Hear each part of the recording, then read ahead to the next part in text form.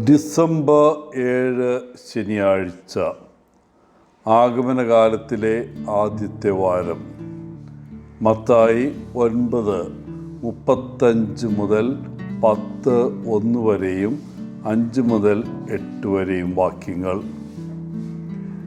ഇന്നത്തെ സുവിശേഷ വായനയിൽ മത്തായി പറയുന്നു, ജനക്കൂട്ടത്തെ കണ്ടപ്പോൾ യേശുവിന് അവരോട് അഗാധമായ അനുകമ്പ തോന്നി.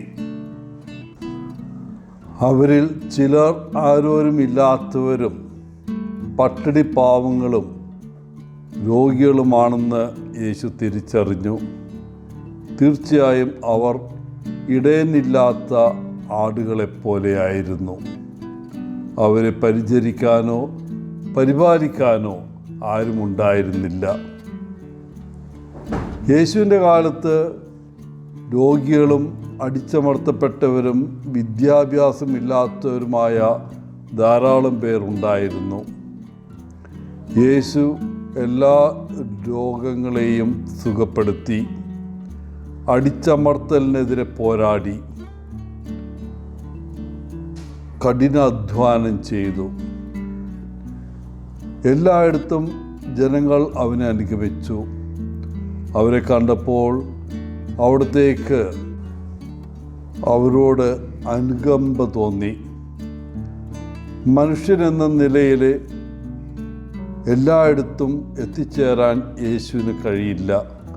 അതുകൊണ്ടാണ് അവൻ 12 അപ്പോസ്തലന്മാരെ തിരഞ്ഞെടുത്ത് അവരെ ശാക്തീകരിച്ച് കൊയ്ത്തുവേലക്കാരായി അയച്ചത്.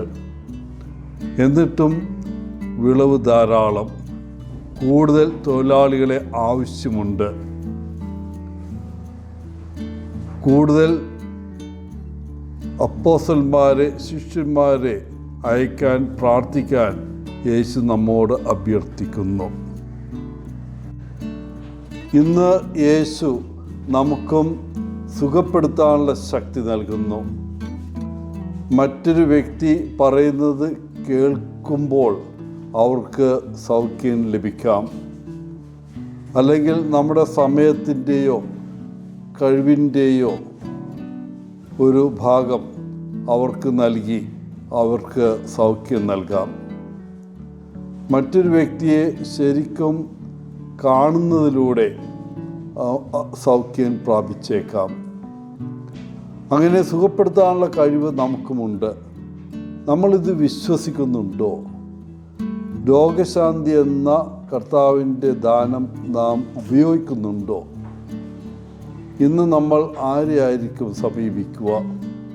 ഒരു സ്പർശനത്തിലൂടെയോ സ്നേഹനിർഭരമായ വാക്കുകളിലൂടെയോ അല്ലെങ്കിൽ നമ്മുടെ പൂർണ്ണ ശ്രദ്ധയോടെ മറ്റൊരാൾ പറയുന്നത് കേൾക്കുന്നതിലൂടെയോ നമുക്ക് സൗഖ്യം നൽകാൻ സാധിക്കും.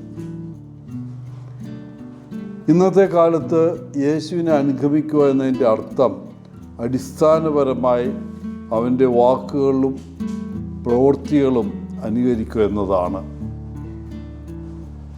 എല്ലാത്തരം രോഗങ്ങളും അടിച്ചമർത്തലും അനുഭവിക്കുന്ന ജനക്കൂട്ടത്തോട് അനുകമ്പ കാണിക്കുന്നില്ലെങ്കിൽ പിന്നെ എന്താണ് നമ്മെ സ്നേഹിക്കാൻ പ്രേരിപ്പിക്കുന്നത്?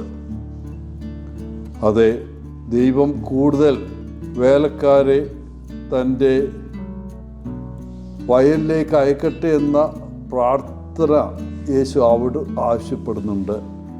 എന്നാൽ അവൻ ആരെയാണ് അയക്കുക?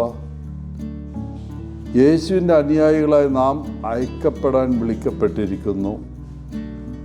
ദൈവത്തിൻ്റെ രോഗശാന്തി ശക്തിയുടെ ഉപകരണമാകാനും അവൻ്റെ രാജ്യത്തിൻ്റെ സന്ദേശം എല്ലായിടത്തും എത്തിക്കാനും നമ്മെ തന്നെ ലഭ്യമാക്കാനും നാം വിളിക്കപ്പെട്ടിരിക്കുന്നു.